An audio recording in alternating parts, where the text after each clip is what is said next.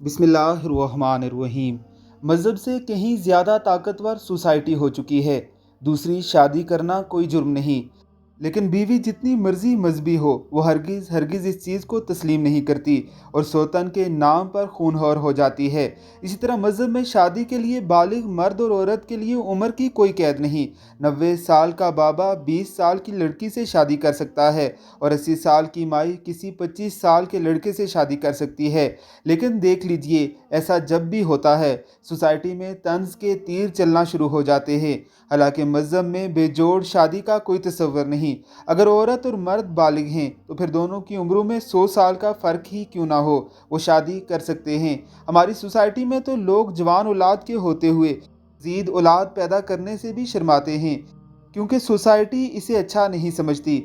मुस्तहिक का ज़कात लेना इतना ही ज़रूरी है जितना साहिब हैसियत का ज़कात अदा करना। लेकिन देख लीजिए, ज़कात लेना गाली बन गया है। मजबूर से मजबूर शरीफ आदमी भी उधार लेना गवारा कर लेता है, ज़कात नहीं लेता।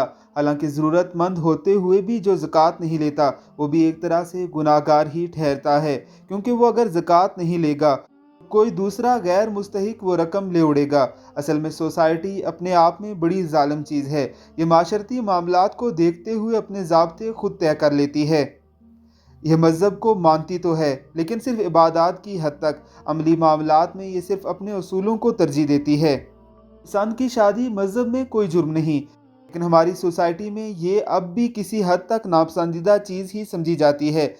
मज़हब कहता है कि बच्चे बालिग हो जाएं तो जल्द से जल्द उनकी शादी कर दो, लेकिन सोसाइटी कहती है कि सिर्फ बालिग नहीं बल्कि जब अपने पैरों पर खड़े हो जाएं तब करो, चाहे तब तक 35 साल तक ही क्यों ना पहुंच जाएं। यही वजह है कि हमारे यहाँ बहुत कम ऐसे लड़कियां लड़के हैं जो 18 साल की उम्र को पहुंचते ही शादीशुदा हो जाते हैं। मज़हब कहता है कि औलाद को हराम के लुक्मे से बचाओ। सोसाइटी कहती है कि नहीं, औलाद के लिए जो कुछ हो सकता है कर गुजरो। मज़हब ज़ात बरादरी को महज पहचान का ज़रिया करार देता है, लेकिन सोसाइटी उसे बाइस फ़ख्र करार देती है। कभी गौर कीजिए, सोसाइटी के उसूल कोई नहीं बनाता, ये अपने आइन खुद तहरीर करती है। लोग ना चाहते हुए भी इस पर अमल करने पर मजबूर हो जाते हैं।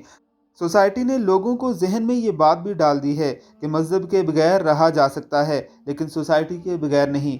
लेकिन लोग ये बात भूल गए हैं कि सोसाइटी के बिना रहा जा सकता है, मज़हब के बगैर नहीं।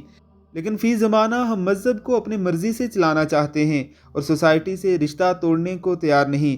मज़हब में अपनी तरफ से पैदा की गई मर्ज़ी और सोसाइटी के इस दोगले मेयार ने हमारे कोलो फेल में अजीब सा तज़ाद भर दिया है। दीन और दुनिया को अपनी चालाकी से राम करते करते हम अजीब सी मखलूक बन गए हैं।